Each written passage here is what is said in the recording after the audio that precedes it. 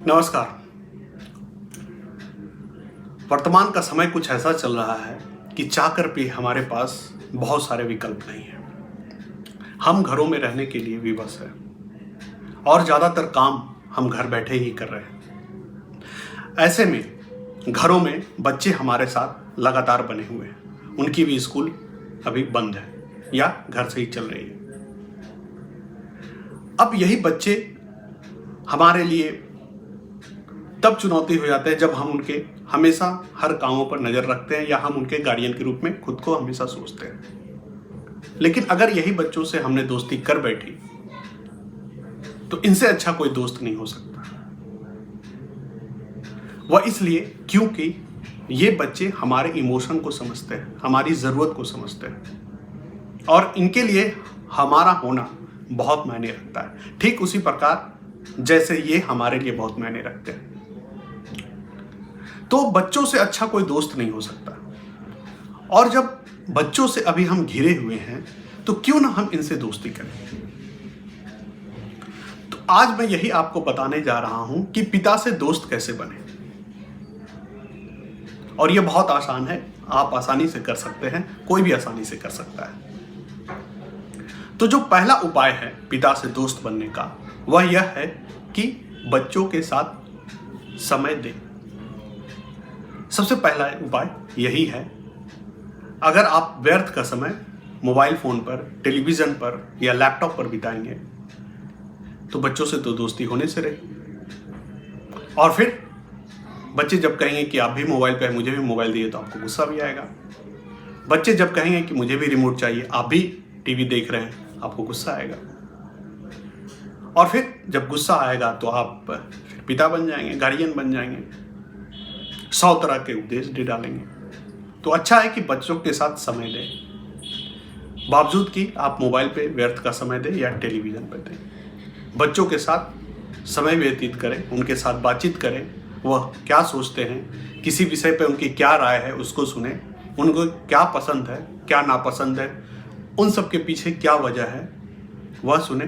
परिवार के कौन कौन से सदस्य उनको अच्छे लगते हैं, क्यों लगते हैं, आप उनके साथ रहें। मुद्दा वही खोज देंगे, विषय भी वही खोज देंगे। आप बस संयम बनाए रखें। उनके पास विषय वस्तु की कोई कमी नहीं होती, कहानियों की कोई कमी नहीं होती, कल्पनाओं की कोई कमी नहीं होती। तो केवल आप समय दीजिए, बाकी का काम उन्हीं का रहेगा। और यकीन मानिए वो बहुत खुश होंगे, उन्हें अच्छा लगेगा कि उनके पिता या उनकी माता जो है वह उनके साथ दोस्ताना व्यवहार कर रहे हैं या कर रही हैं और उनके साथ हैं, और वो बहुत ही आनंदित होंगे जितना कि आप नहीं होंगे। तो ये था पहला विकल्प। दूसरा उपाय, सारे उपाय करना है, ऐसा नहीं है कि एक से चलेगा, सारे उपाय पर थोड़ा थोड़ा फोकस करना है। दूसरा यह है कि बच्चों के साथ खेलें, बच्चों के साथ गेम खेलें। और ये गेम कुछ भी हो सकता है, लूडो हो सकता है, क्रिकेट हो सकता है, घर में कुछ इंडोर गेम हो सकता है, कैरम हो सकता है। और ज़रूरी नहीं कि आपके पास आइडिया उन्हीं के पास आपको मिलेगा। आप बस उनके साथ संलग्न हो, उनके साथ इन्वॉल्व हो। तो बच्चों के साथ गेम खेलें और याद रखिएगा, गेम खेलते के समय आप उनसे लड़ाई करना ना भूलें। हाँ, वही लड़ाई, प्यार वाली लड़ाई, जिसमें आप थोड़े, वो अगर बेईमानी करें तो आप भी उसी रूप में उसी तरह से आप करें, ताकि उन्हें रियलिटी का अनुभव हो। ये नहीं कि पिता हैं तो बस हम फ्री हैंड ले लेंगे और ज़बरदस्ती हम फिर से कुछ फ़ायदा उठा लेंगे। एकदम दोस्त की तरह लड़ाई करें कि नहीं, मेरा यहाँ है तो मैं ही यहाँ ही हूँ, तुम अभी गलत किए हो, तुम अभी झूठ बोले हो। तो गेम में रियलिटी आएगी और आपको भी मजा आएगा। आपको भी नहीं लगेगा कि आप जानबूझकर हार रहे हैं या जानबूझकर आप शांत बैठे हैं। आप भी पूरे जोशो खरोश के साथ होंगे कि नहीं, मुझे भी जीतना है। तो वो प्रतिस्पर्धा का भावना होना चाहिए। इस तरह से गेम खेलें और रियल लगना चाहिए। तो यह दूसरा उपाय था। तीसरे अगर उपाय की बात करें तो वह है कि बच्चों को निर्णय का अधिकार दें। बच्चों को निर्णय के अधिकार देने से मतलब यह है कि मान लीजिए किसी दुकान पे जाएं और आपकी बजट 100 रुपये ही है और आप बच्चों को यह कह दें कि ये लो 100 रुपया, तुम खुद ही खरीद लो जो खरीदना है। तो बच्चा जिम्मेवार होगा, उसमें नेतृत्व की भावना आएगी, उसमें चुनाव करने का, और उसमें एक लीडरशिप क्वालिटी आएगी। वह जानता है उसके पास 100 रुपया है, अब आपको वो तंग नहीं करेगा, वह खुद ही सिलेक्ट ऐसा करेगा कि उस बजट में चीजें आ जाए। तो यह सबसे अच्छा है। और आप चुपचाप देखें और जरूरत हो तब भी बोलें, या बच्चा आपसे पूछे तब बताएं। तो इस तरह से बच्चों को निर्णय का अधिकार दें, इससे बच्चा मजबूत बनेगा और भविष्य के लिए वो तैयार होगा, अपने चुनाव करने में वो सक्षम होगा, हर बात के लिए अपने गार्जियन पे डिपेंडेंट नहीं होगा। और आपको भी एक अच्छा दोस्त मिल जाएगा जिसके लिए आपको हर समय पीछे नहीं पड़े रहना पड़ता है, जो स्वतंत्र है। तो ये बहुत जरूरी है कि बच्चों को निर्णय का अधिकार दें। उसके बाद अगर चौथे उपाय की बात करें तो बच्चों का नखरा भी उठाएं। बहुत ज़्यादा शॉर्ट टेम्पर्ड होने की ज़रूरत नहीं है, चिड़चिड़ापन होने की ज़रूरत नहीं है, या बहुत डांटना डपटना कोई ज़रूरत नहीं है। बच्चे अगर नखरीले हैं, स्वाभाविक है, उनका उम्र है, आप भी थे, आप भी नखरा करते थे। तो बच्चों का नखरा उठाएं और इसमें आनंदित भी हों, इसमें एंजॉय भी करें, और कभी कभी ज़रूरत हो तो आप भी नखरा करें, उनसे सीखें और उन्हीं के सामने वो भी काम करें। तो बच्चों का नखरा उठाना काफ़ी अच्छा है और यह आपको करीब लाएगा बच्चों से, और आपको पिता से दोस्त की भूमिका में लेके आएगा। और हम लोग तो दोस्त का नखरा उठाते ही हैं। तो यह एक अच्छा विकल्प है, एक अच्छा उपाय है। दूसरे अगर 5वें उपाय की बात करें तो वह है कि हर बात में बच्चों को टोका ना करें। हम लोग क्या करते हैं कि बच्चों को ऑब्जर्व करते रहते हैं, देखते रहते हैं, और कुछ भी गलत करते हैं या कुछ भी करते रहते हैं, टोकते हैं, अरे ये मत करो, वो मत करो, यहाँ मत बैठो, ऐसे मत बैठो, ऐसे मत उठो। इससे यह होता है कि बच्चे फिर हमारे सामने खुलकर नहीं आते हैं या स्वतंत्र महसूस नहीं करते हैं, और आपको लगता है कि आपके और बच्चे के बीच में, जिसको हम लोग तथाकथित जनरेशन गैप कहते हैं, वो क्रिएट हो गया है। तो हर बात में बच्चों के पीछे ना पड़े। कई बार अनदेखा भी करना चाहिए कई चीज़ को, और बड़े होते हैं तो करते ही, बच्चे की जब शादी ब्याह हो जाती है तो अनदेखा करना ही पड़ता है। तो अच्छा है कि बचपन से वो आदत डालें, इसमें आप दोस्ताना बन जाएंगे, मजबूरी नहीं होगी आपकी कि बच्चा बड़ा हो गया। तो बच्चों की हर बात के पीछे ना पड़े या टोका टोकी बहुत ज़्यादा ना करें, उसको स्वतंत्रता दें घर में कुछ भी करने का, उसको इस रूप में बनाएं कि वह खुद सही गलत में फर्क कर पाए और वो कुछ गलत ना करे। तो यह बहुत ज़रूरी है कि हर बात के पीछे टोक टाक नहीं। उसके बाद छठा उपाय यह है कि आप पढ़ाई के समय बच्चों के साथ इंगेज हो। इंगेज होने का मतलब यह है कि बच्चे अगर कुछ पढ़ाई करते हैं तो वह क्या पढ़ाई कर रहे हैं, सही दिशा में कर रहे हैं कि नहीं, सही से कर रहे हैं कि नहीं, ये उसके साथ इंगेज होकर ही आप जान पाएंगे।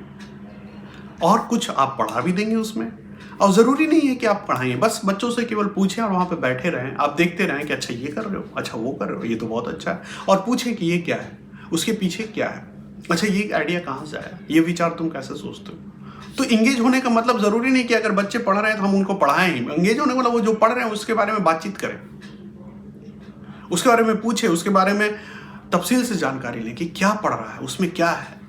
इससे बच्चे यह प्रभावित होंगे कि मेरा अभिभावक जो है वो हम पे नज़र रखता है या हम में उसकी रुचि है, और मैं जो पढ़ता हूँ उसको बहुत ही अच्छे से सुनता है, इसलिए मैं और अच्छे से जानकारी लूँगा ताकि मैं और अच्छे से बता पाऊँ। इसलिए बहुत ज़रूरी है कि बच्चा जब पढ़ाई करता है तो उसके साथ इंगेज होना,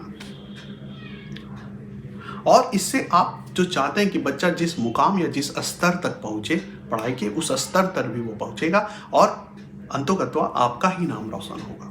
इसलिए बच्चों के साथ इंगेज होना बहुत ज़रूरी है पढ़ाई के समय, उससे उसकी गुणवत्ता या उसकी गुणात्मक वृद्धि होगी। और कोई भी टीचर अभिभावक से बड़ा नहीं हो सकता, अभिभावक से ऊपर नहीं हो सकता, और अभिभावक से बड़ा टीचर कोई है ही नहीं। तो बच्चों के साथ इंगेज होना बहुत ज़रूरी है। उसके बाद जो 7वां विकल्प है या 7वां उपाय है वह है कि बच्चों के सिलेक्शन में आप मदद करें और उसको मान्यता दें। कई बार यह होता है कि हमें लगता है कि सबसे अच्छा पसंद या सबसे अच्छी जो जानकारी है वह मेरे पास ही है, मैं जो सेलेक्ट करता हूं वह सबसे अच्छी सिलेक्शन है, या माँ जो करती है वो सबसे अच्छा सिलेक्शन। पर जरूरी नहीं है कि ऐसा हो। बच्चे जब सेलेक्ट करते हैं तो हो सकता है कि उनकी भी अपनी अच्छी रिसर्च हो, उनकी भी अपनी अच्छी समझ हो, और यकीन मानिए कोई भी वस्तु आज के दौर में खरीदाती है तो हम जिस दौर में रह रहे हैं वो 1 साल 6 महीना या 2 साल से ज़्यादा नहीं चलती है।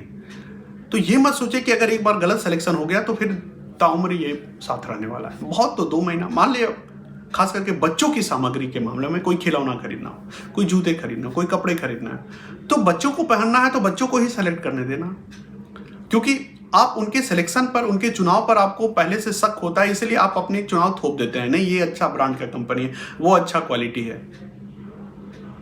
जिसको पहनना है वह अगर सेलेक्ट करे तो वह भले ही गलत ब्रांड है या क्वालिटी डाउन है, लेकिन वह पूरे जोश से पहनेगा, उससे कोई फर्क नहीं पड़ता कि कौन सा ब्रांड है, क्या क्वालिटी है।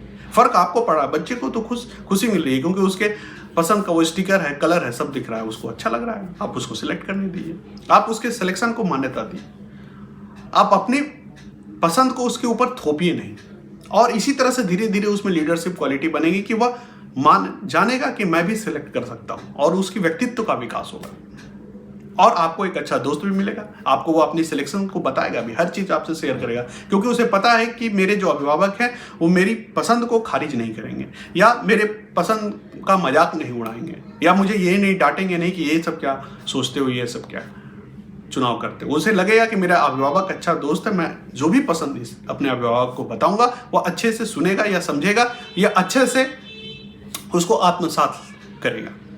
तो ये बहुत जरूरी है कि बच्चों का जो भी सिलेक्शन है उसको मान्यता देनी चाहिए।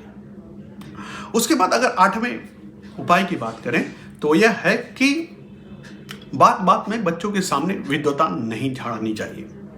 विद्वता नहीं झाड़नी चाहिए का मतलब यह है कि मैं बहुत जानता हूं, तुम्हें क्या पता है, ऐसा नहीं बोलना चाहिए। बच्चों को पूरे रिस्पेक्ट के साथ बात करना चाहिए, उनका आदर और रिस्पेक्ट होना बहुत जरूरी है। और उनकी बातों को एक इस तरह से सुनिए कि आप किसी बहुत पढ़े लिखे या बहुत समझदार व्यक्ति से सुन रहे हैं। यकीन मानिए, हम लोग को नहीं पता, लेकिन बच्चे सबसे अच्छा कम्युनिकेटर होते हैं, सबसे अच्छा बातचीत का तरीका वो जानते हैं। जितने कम्युनिकेशन की स्किल वो प्रयोग करते हैं उतना शायद ही कोई करता है। इसलिए उनके चुनाव और उनके प्रति जो आदर की भावना है हमेशा उसको बनाए रखें, उसको कहीं से कमतर ना आके, और अपनी विद्वता जो है वह थोड़ा सा शांत रखें या उसको दिखाने की जरूरत नहीं है। वह दिखे, कामों में दिखे, बातों में दिखे, लेकिन वह आडंबर के रूप में ना आए। बच्चों को जहाँ हेल्प की जरूरत हो वहां पे आप हेल्प करें, लेकिन वो बार बार हर बात में कि तुम्हें क्या पता है, हमें पता है, बार बार डिमोरलाइज करने से बच्चों का जो मनोबल है वह नीचे जाता है और उसमें एक आत्मग्लानि आ जाती है। उसे लगता है कि मेरी बहुत जानकारी नहीं है। बच्चों को कभी भी तुलना करके हीन भावना बच्चों में नहीं डालना चाहिए कि आप में नहीं है या तुम में यह गुण नहीं है या तुम में ये कमी है, उसमें देखो ये खूबी है, ये कभी नहीं डालना चाहिए, वरना बहुत मुश्किल होती है इससे निकलने में। तो आज के लिए बस इतना ही। अगले वीडियो में फिर हम इस तरह के किसी ज़रूरी मसलों पर बात करेंगे। धन्यवाद।